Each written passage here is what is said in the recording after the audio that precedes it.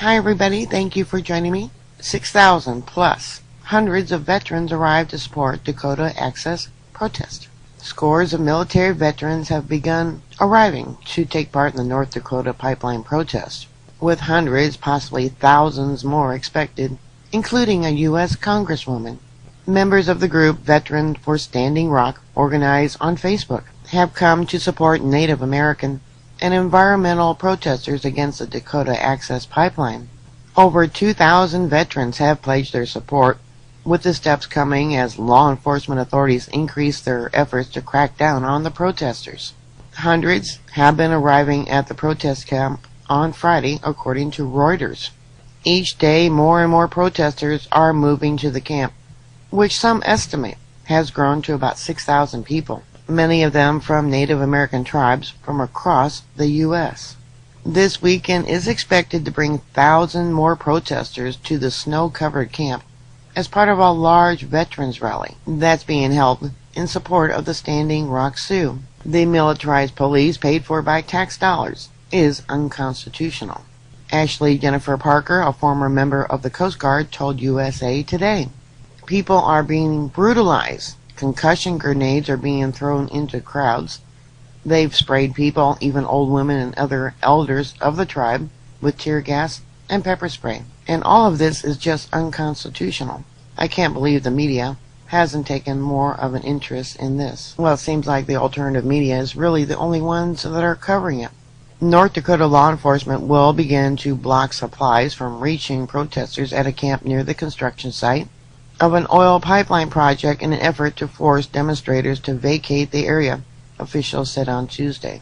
Evidently there's threats, or they are fining people who bring in supplies $1,000.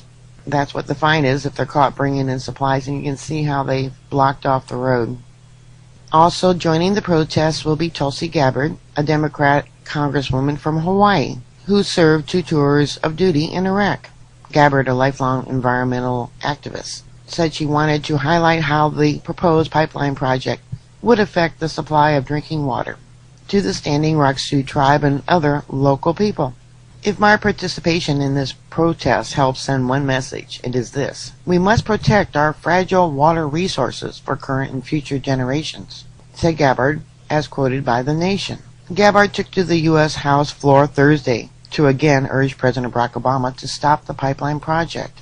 She voiced her concerns about the pipeline potential environmental impacts, along with expressing worry about the Corps of Engineers' apparent lack of communication with the Standing Rock Sioux when it approved the permits for the pipeline. Mark Sanderson, a former Special Forces soldier from Texas, told CBC News, "I bled in Iraq, and you're going to threaten to shoot me on a bridge in North Dakota?" A number of veterans have already arrived at the protest camp, including Purple Heart winner Chris Turley. Turley served in the 101st Airborne as a senior scout observer. He was badly hurt by shrapnel from a rocket-propelled grenade and was in rehabilitation for over a year before he could walk again. But later he played basketball for Haskell Indian Nations University.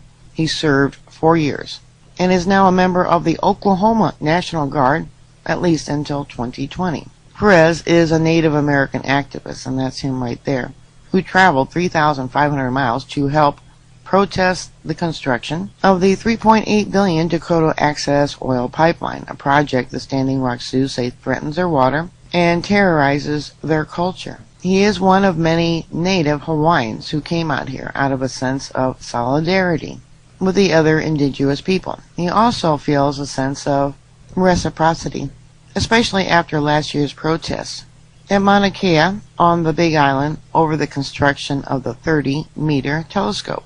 "I know that within Hawaiian culture, water is sacred," Perez said. "We know that water is sacred and that water is life. So I came here with the understanding that we're here to protect the water and we're here to stop the pipeline." Perez first arrived in Standing Rock in October. He flew back to Hawaii after a short visit and was about to start a new job at Leeward Community College when he was called back to action. Perez was asked to help train demonstrators in the art of nonviolent protests. Other groups of veterans launched solidarity protests around the country, including in Austin, Texas. Those demonstrating against the pipeline proposed route under a river less than a mile from the Standing Rock Reservation. In North Dakota, they had been attacked by dogs, seriously injured by rubber bullets, and exposed to water cannons in freezing temperatures by law enforcement. They have a woman that might lose her arm after a concussion grenade hit her. The U.S. Commission on Civil Rights has suspected disproportionate use of excessive force and military-style equipment by police against the Dakota Access pipeline protests. The activists have also filed a lawsuit alleging illegal use of highly dangerous weaponry. However, not all veterans have supported their comrades' decision to join the protests.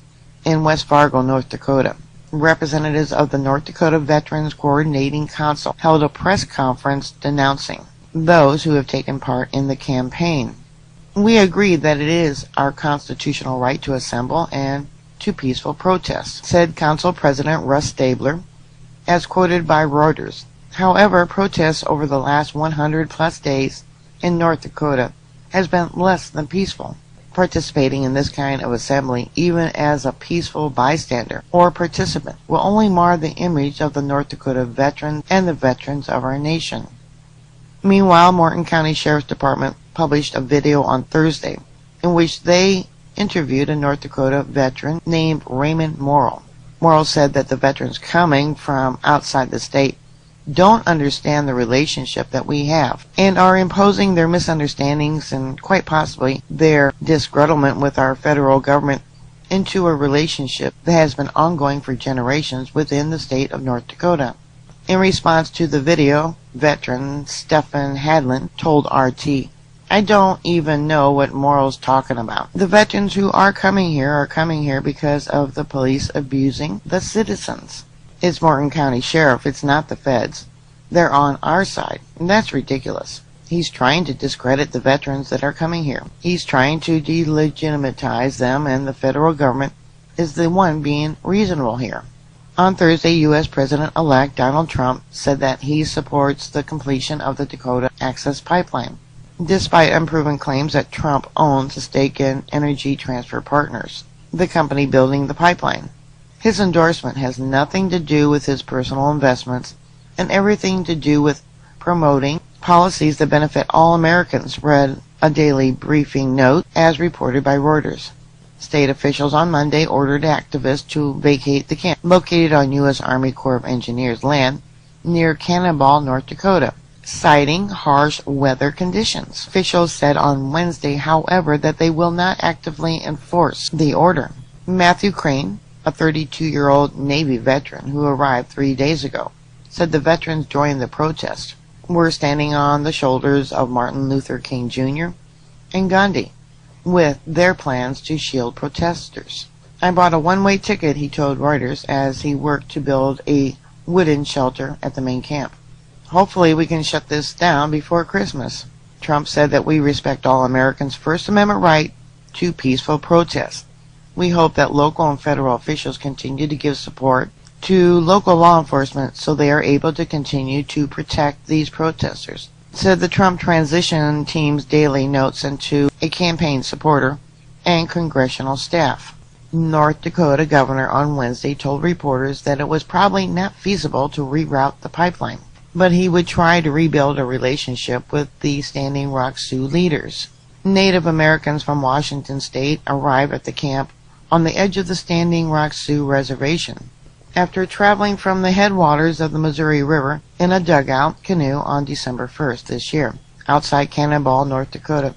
I wonder if this is how they're going to end up bringing in supplies and more supporters. I see they have the road blocked, but I don't know. The governor said state officials never contemplated forcibly removing protesters, and his evacuation order was mainly due to concerns about inclement weather endangering people. Frigid weather makes some aspects of pipeline construction more difficult, engineers interviewed by Reuters said. The temperature in Cannonball is expected to fall to 6 degrees Fahrenheit, minus 14 Celsius, by the middle of next week, according to Weather.com forecast. This isn't even the cold part of the year yet. Sometimes it's 55 below zero, but hopefully that will not occur until maybe another month or so. Yeah, you heard me right. And that's with wind chill. 55 below zero is not uncommon for North Dakota. The 1,172-mile pipeline project owned by Texas-based Energy Transfer Partners LP is mostly complete except for a segment planned to run under the lake. It's a reservoir formed by a dam on the Missouri River. Protesters, who refer to themselves as water protectors, have been gearing up for the winter, while they await the Army Corps' decision on whether to allow Energy Transfer Partners to tunnel under the river. That decision has been delayed twice by the Army Corps. On Wednesday, the North Dakota Emergency Commission approved another $7 million to provide support for law enforcement, who deployed to deal with the protesters. The commission previously approved an additional $10 million in funds to cover the escalating costs of the protests. Well, I hope they reroute that pipeline. I think that would be the safe and logical thing to do. Just too stubborn and too greedy. Put your thoughts and comments down below. Bookmark my site. I'll keep you up to date. Please stay safe, and I'll talk to you later. God bless you.